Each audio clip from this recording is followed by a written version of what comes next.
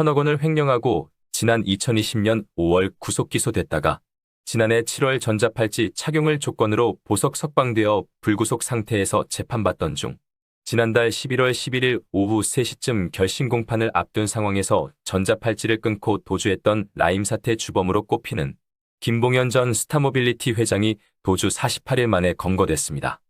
서울 남부지검 형사육부 이준동 부장검사는 29일 경기도 모처에서 은신 중이던 김 전 회장을 체포했다고 밝혔습니다. 이승주 기자가 자세히 전해드립니다. 김 전 회장은 1조 6천억 원대 투자 피해를 낳은 라임 자산운용 사태의 핵심 인물입니다. 김 전 회장은 수원여객과 스타모빌리티 자금 수백억 원을 빼돌리고 정치권 등의 금품과 향응을 제공한 혐의 등으로 구속 기소됐다가 지난해 7월 보석으로 풀려났었습니다. 보석 허가 당시 재판부는 보증금 3억 원과 주거 제한, 실시간 위치 추적, 전자장치 부착 등을 조건으로 내걸었습니다. 그러나 김 회장은 지난 11월 11일 경기 하남시 팔당대교 인근에서 전자팔찌를 끊고 달아났었습니다. 그러나 이후 별건으로 김 전 회장에 대해 구속영장을 청구했지만 법원에서 기각됐습니다. 서울 남부지검은 집중적으로 추적하여 검사와 수사관들이 한국 시간 29일 오후 경기도 화성시 모처에 은신해 있던 김봉현을 검거했다고 밝혔습니다. 김 전 회장의 신병을 확보한 검찰은 도주 경위 등을 집중 조사할 방침입니다. 이상 이승주였습니다. 중국 비밀경찰서 국내 거점이라는 의혹으로 지목된 서울 송파구 중국 식당 동방명주 대표 왕해군 씨가 동방명주는 정상적 영업소다라며 의혹을 부인했습니다.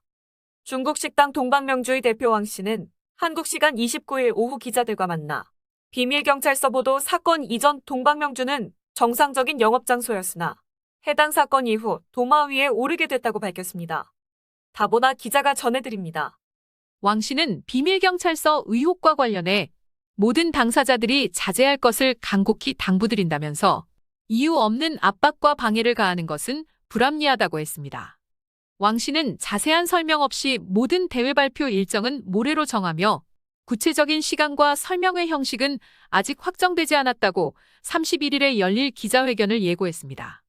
왕 씨는 자신이 설명회 이전에 연행될 것이라고 들은 바 있다며 만약 31일 나오지 못하더라도 동료에게 위탁해 대신 발표하도록 하겠다고 밝혔습니다.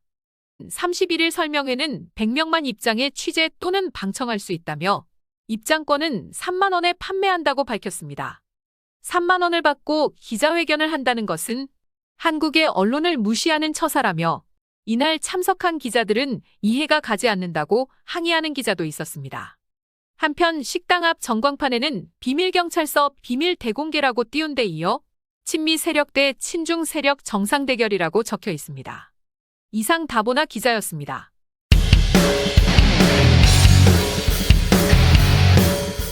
한국민주평통은 지난 20일 보도자료를 통해 제161차 운영위원회를 개최했다며 평화공공외교 추진을 위한 특별위원회를 통일공공외교 추진을 위한 특별위원회로 변경하고 한반도 종전선언 촉구를 위한 특별위원회와 남북공동올림픽 유치 지원을 위한 특별위원회는 폐지하기로 했다고 밝혔습니다. 이러한 조치에 미국에서 활동하고 있는 미주평통의 정책에 상당한 차질이 예상됩니다. 보도에 다보나 기자입니다. 민주평통은 자료에서 평화공공외교 추진을 위한 특별위원회의 명칭을 변경한 이유에 대해서는 별다른 언급을 하지 않았습니다. 관련하여 민주평통 관계자는 프레시안과 통화에서 평화공공외교 활동이 지난 2월부터 사실상 유명무실해졌습니다. 이번 기회에 특위를 좀 정비하자는 차원이라고 밝혔습니다. 평화가 빠지고 통일이라는 단어가 들어간 데 대해 이 관계자는 민주평통이 지향하는 것은 당연히 평화통일이다. 평화가 중요한데 통일을 좀 더 강조하자는 것이라고 설명했습니다. 민주평통은 해당 위원회의 명칭을 변경하는 것과 함께 통일공공외교 기능에 더하여 2030 부산 세계박람회 등 정부의 주요 국제행사의 성공적 유치를 지원하는 등 활동 범위를 확대하기로 했다고 전했습니다. 이에 민주평통이 부산 엑스포 유치 지원 활동을 하는 것이 적절한지에 대한 지적이 나왔습니다. 민주평통은 헌법 제92조에 따라 평화통일정책의 수립에 관한 대통령의 자문에 응하기 위하여 기관을 둘 수 있다고 명시돼 있고 근거법인 민주평화통일자문회의법 제2조에도 평화통일 관련 정책 자문, 건의 등으로 활동 범위가 특정돼 있기 때문인 것입니다. 이와 관련하여 민주평통 관계자는 부산 엑스포 유치가 국책 사업이기 때문에 관심을 가지고 있는 것이지 별도의 사업을 추진한다거나 인력 또는 예산 등을 투입하는 것이 아니다라며 공공외교라는 것 자체가 포괄적인 의미가 있다고 밝혔습니다. 또 민주평통은 한반도 종전선언 촉구를 위한 특별위원회를 폐지한 이유에 대해서는 최근 북한의 핵미사일 능력 고도화 및 연이은 군사도발 등 한반도와 국제정세 여건 변화를 꼽았습니다. 남북 공동올림픽 유치 지원을 위한 특별위원회의 경우 2032년 하계올림픽 개최지가 이미 정해졌기 때문에 폐지한다고 전했습니다. 민주평통 내 특별위원회는 법적으로 설립 근거 등이 명문화되어 있는 위원회는 아닙니다. 그러나 운영 상황 및 시기에 따라 관심을 가지고 추진할 사항을 정하여 한시적으로 설립되는 기구입니다. 이상 다보나였습니다. 졸업식 연설을 하다 인종차별 논란에 휩싸인 미국 공립대학 총장이 사과했지만 거센 후폭풍에 직면했습니다. 논란의 행동은 지난 12월 10일 열린 퍼듀대학 노스웨스트 겨울 학위수여식 도중 나왔습니다. 이 자리에서 한 축사자가 창의적 언어를 시도해보라는 말로 연설을 마무리하자 토마스 키온 퍼듀대학 노스웨스트 총장은 아시아계 말투를 조롱하듯 따라했습니다. 그는 뜻을 알 수 없는 우스꽝스러운 소리를 낸 후 내아시안 버전이 곧 창의적인 언어라고 했습니다. 강수정 기자가 보도합니다. 해당 장면이 사회관계망 서비스 SNS상으로 퍼지면서 인종차별 논란으로 이어졌습니다. 결국 퍼듀대 이사회는 키온 총장에게 공식 견책 처분을 내렸습니다. 23일 CNN에 따르면 이사회는 전날 성명을 내고 키온 총장의 발언은 극도로 공격적이고 무감각할 뿐 아니라 형편없는 수준의 즉흥적인 웃음 유발 시도였다며 이같이 보도했습니다. 이어 축하와 화합의 분위기로 기억되어야 할 졸업식장에서 용납될 수 있는 것이 아니었다며 유사 사건 재발 시 해고를 포함해 추가 중징계를 내릴 수 있다고 덧붙였습니다. 그러면서 퍼듀대 교직원 상당수가 키온 총장을 불신임하고 있다는 점을 강조했습니다. 퍼듀대 노스웨스트 교수 평의회는 키온 총장 불신임안을 표결에 붙여 135대 20으로 가결한 바 있습니다. 약 87%의 교직원이 키온 총장 불신임에 투표한 셈입니다.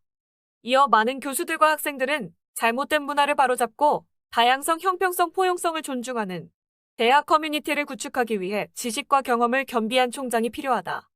키온 총장 해임에서부터 변화가 이뤄져야 한다고 말했습니다. 이상 강수정이었습니다.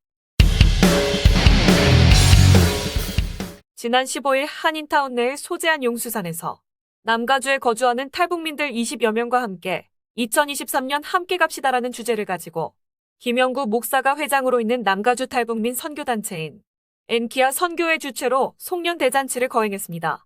이날 약 150여 명의 단체장들이 참석한 가운데 김영구 목사는 인사말에서 탈북민들은 가족 같은 따뜻한 관심과 사랑이라며 탈북민들에게 필요한 것은 결코 돈이나 물질이 아니라고 말하고 남가주에 소재하고 있는 300여 한인교회들이 탈북민 각각 한 가정에 전화 한 통화, 격려의 말 한마디를 전해주면 좋겠다고 당부의 말을 전했습니다.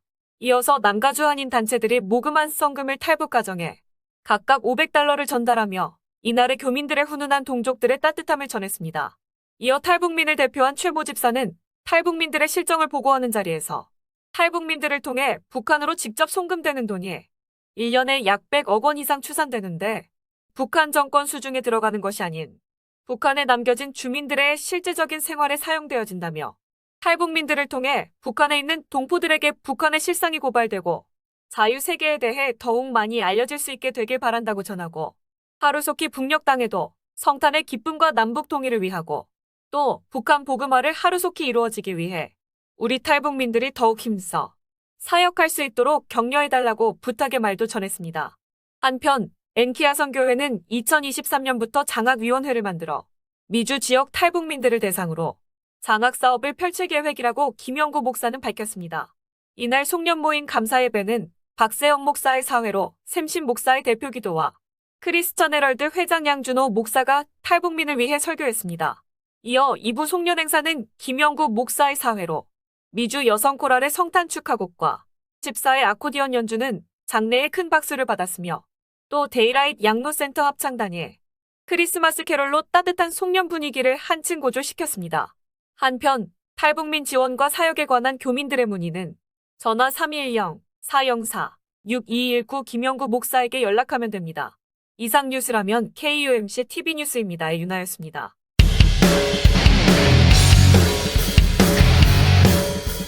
LA 총영사관은 한국 국회가 한국 시간 24일 본회의를 열어 LA 총영사관 재건축을 위한 기본설계 예산이 포함한 새해 2023년 한국 정부 예산안 총 638조 7천억을 통과시켰다고 지난 23일 보도자료를 통해 밝혔습니다. 이에 따라 총영사관 재건축은 정부 기금 운영 예산으로 재원이 조달되며 앞으로 수년에 걸쳐 설계 및 건축 예산이 지원될 예정입니다. 예산안 중에는 LA 총영사관 재건축 기본 설계 예산 약 25억 원이 포함되어 있습니다. 따라서 총영사관 측은 정부의 재원 지원을 통해 2023년부터는 재건축을 위한 기본 설계 절차가 시작될 예정이며 총영사관 측은 재건축이 성공적으로 진행될 수 있도록 최선을 다하겠다고 밝혔습니다.